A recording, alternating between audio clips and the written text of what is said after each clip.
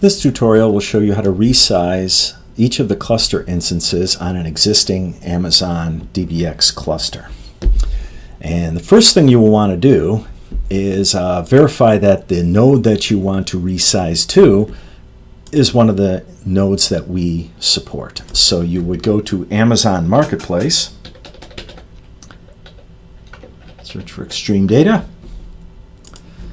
select our offering, and make sure that it is one of these instances here. And you can see that the various sized servers and the various rates that you will be charged to do that.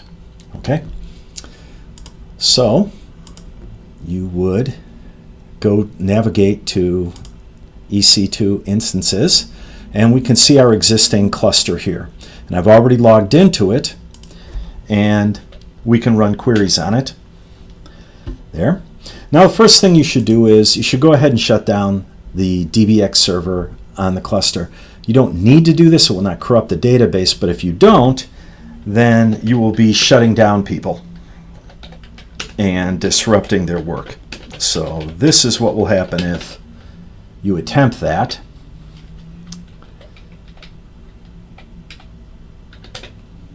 It will ask you if you want to stop the server. Now you should negotiate with the people using it and ask them to exit.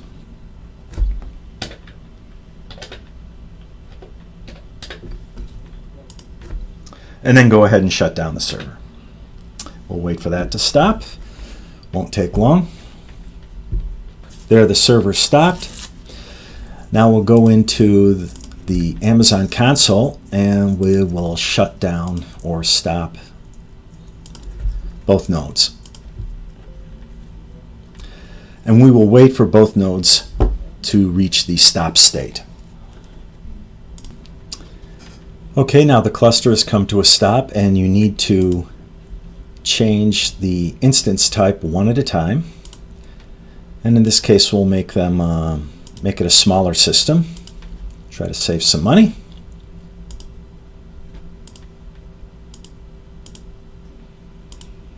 Both of these were on the list I showed earlier. And once you've changed them, start them up again.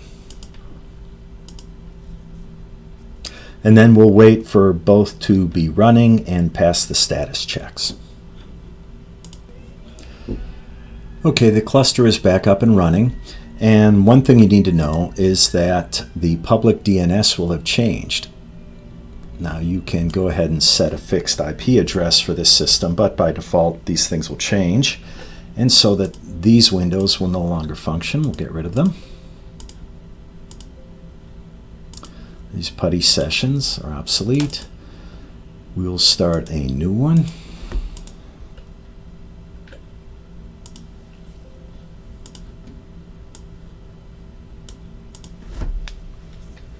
And we need to check on the status of the DBX software, make sure it's up and running, and it is.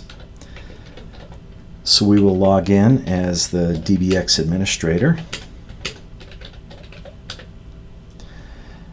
And we need to start the DBX database server.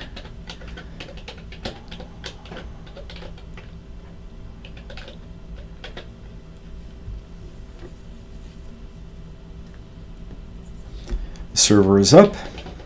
We will now access the database. There. Tables are still there. And the same number of rows in the table. So there, we just made our cluster smaller. We could save money. We could choose from anything in the list of supported instances. So it's that simple.